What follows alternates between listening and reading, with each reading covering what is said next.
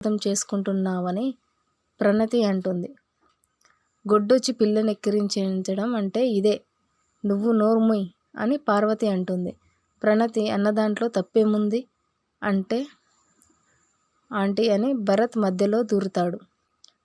మా మధ్యలో దూరడానికి నువ్వెవడ్రా అని పార్వతి రెచ్చిపోతుంది.